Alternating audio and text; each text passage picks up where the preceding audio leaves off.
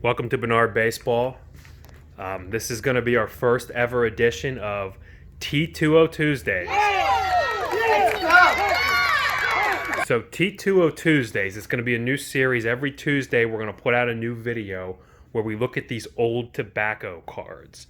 The one we have on the table is a T2-O-6 card.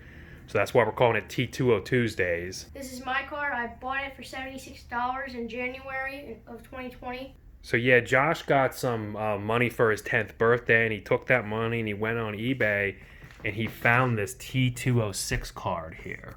So look at that. That's a very, very cool card. This was all Josh's idea to buy this card. He bought this with his own money, found it, and Bobby Wallace is actually a Hall of Famer too. Josh, you got a great deal on this, didn't you? Yeah. Would you say that you paid, what, $76? Yeah, and all. Shipping and taxes. And now what'd you say you saw him selling for on eBay? Like the lowest I saw him selling for was like 100 or 115. So this is called a sweet catback, right? Sweet Caporal cigarettes. These cards were inserted in packs of cigarettes. Josh, what year are these T2-O-6s from? 1909 to 1911. So this card's about 110 years old then. So Josh, this says T2-O-6 Sweet Caporal 150/30 on the PSA label. What does the 150/30 mean on this card? It means it's a 150 subjects back, and it's factory number 30. So these cards have different backs. They might have the same front, but they have different backs based on which pack of cigarettes they were placed in. The Sweet Caporal ones have multiple versions. It says Baseball Series 150 subjects you can see, and below that it's going to be very difficult to see. It says Factory 30. So some of them say, what, like 350 subjects? Uh-huh. Some of them, there's different factory numbers. Like factory 25. And that's just the Sweet Caporal back variations. There's other variations that have different names. What are some of the other names on the backs? Piedmont. That's a popular one, right? Polar Bear. There's some Polar other Bear. backs. So these cards have a lot of variations. I think this is a really, really cool card. I think it's really cool that you bought this, Josh. You've been bugging me for probably a month or two now to make a video about this. So here we go with the video, and we've actually decided to make a whole series. And we're going to start showing these every Tuesday. We're going to show some T2-O-6 cards. So Bobby Wallace, let's talk about who Bobby Wallace was. Once we did a little research on him, it makes this even cooler, this card that you got here. Bobby Wallace is in the Hall of Fame. He was inducted in the Hall of Fame in 1953. So Bobby Wallace is actually considered the greatest defensive shortstop of his generation. He was actually known as Mr. Shortstop. He was actually born in our state, Pennsylvania, in Pittsburgh in 1873. The first serious money that he earned playing baseball came in 1893.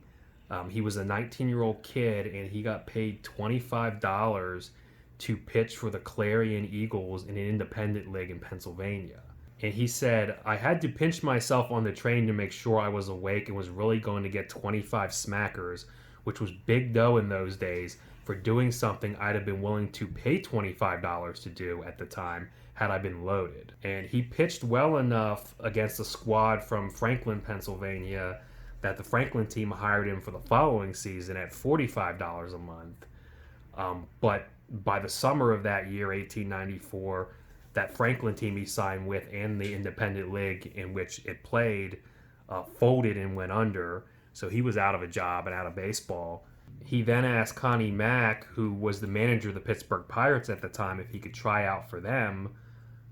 But Connie Mack told him, you're 5'8", 170 pounds. You're too small to be a big league pitcher. But soon after Connie Mack shot him down, he ended up signing a contract with another team called the Cleveland Spiders. It turns out that the catcher for Bobby's old team, the Clarion Eagles, was playing for the Cleveland Spiders now at this time. So he told the manager about Bobby and got him a tryout, and he ended up on the Cleveland Spiders.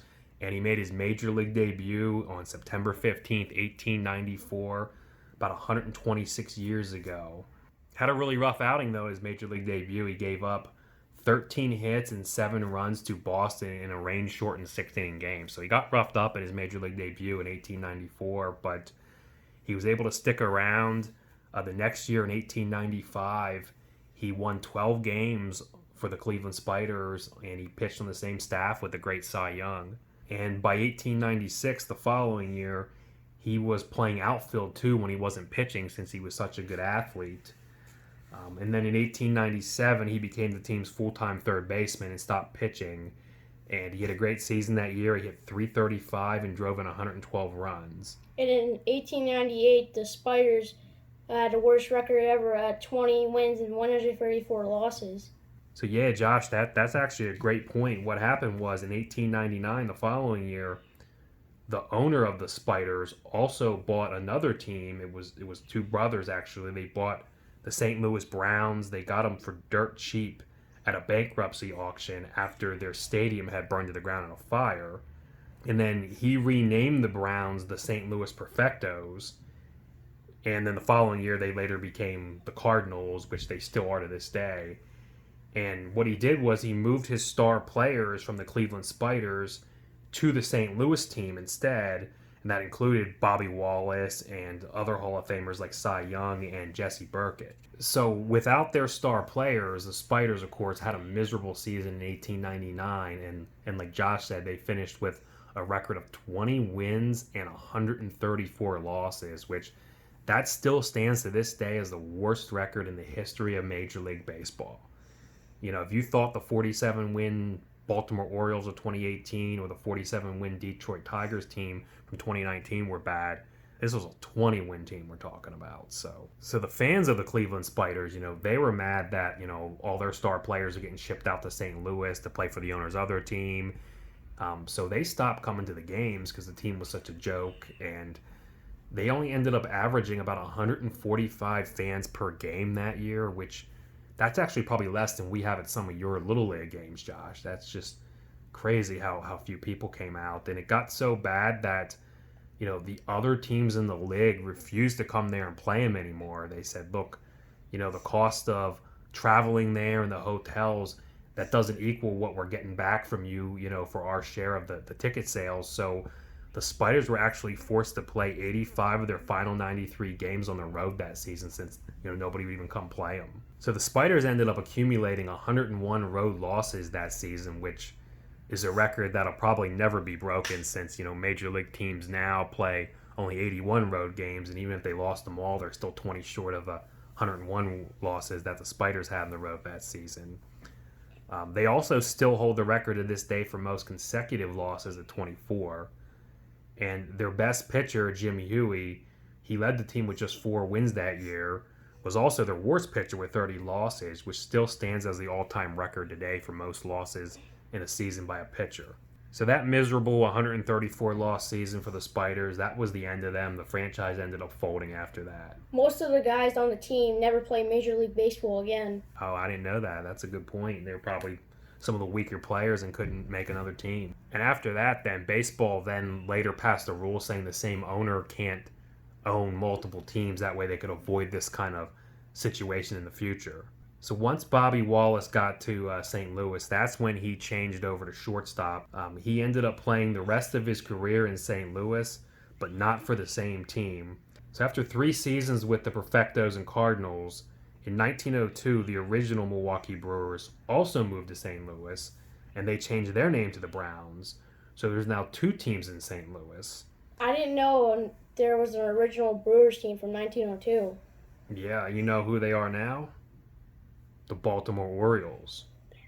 After they spent 50 years in St. Louis as the Browns, and then they moved to the Baltimore and changed their name to the Orioles in 1954. So the National League, where the St. Louis Cardinals played, they had a salary cap of only $2,400 a year. But in the American League, where the St. Louis Browns played, they had no salary cap. So Bobby seized the opportunity to earn substantially more, and he signed a 5-year contract with the St. Louis Browns for $32,500, with $6,500 paid up front, which made him the highest paid player in baseball at the time. And his contract also included a no trade clause, which was, you know, very unusual for the time. So Bobby ended up playing the next 15 seasons for the St. Louis Browns in the American League. And that's what your card is, Josh, right? It's an American Yeah. League, yep. And during that time, he was generally recognized as the American League's best shortstop between 1902 and 1911. He was a great defender. He led the American League in assists twice and fielding percentage 3 times.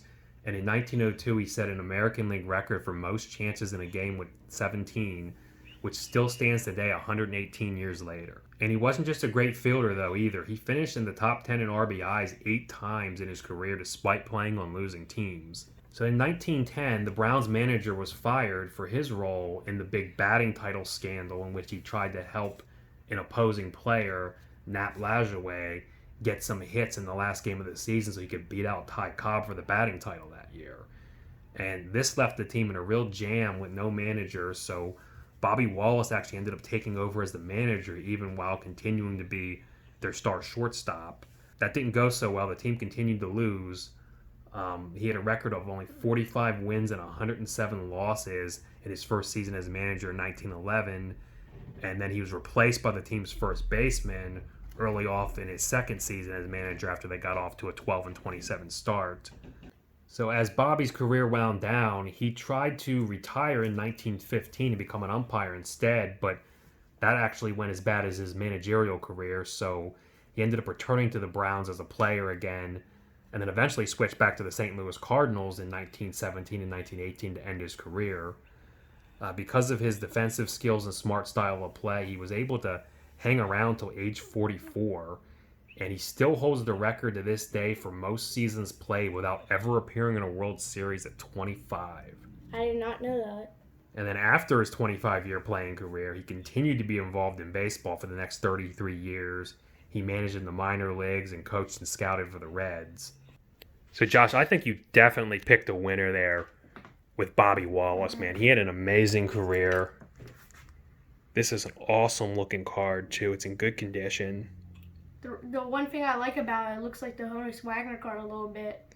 It does. It does look. It looks just like the Honus Wagner card. It's got similar coloring. I think when you first got the card, your mom posted a picture of you with it on Facebook, and one of the people on there thought it was like the Honus Wagner card, like a replica of it or something, because it looks so similar.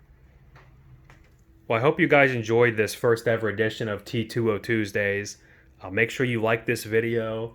Make sure you subscribe to the channel and turn the notifications on so you don't miss the next video that's coming out next Tuesday.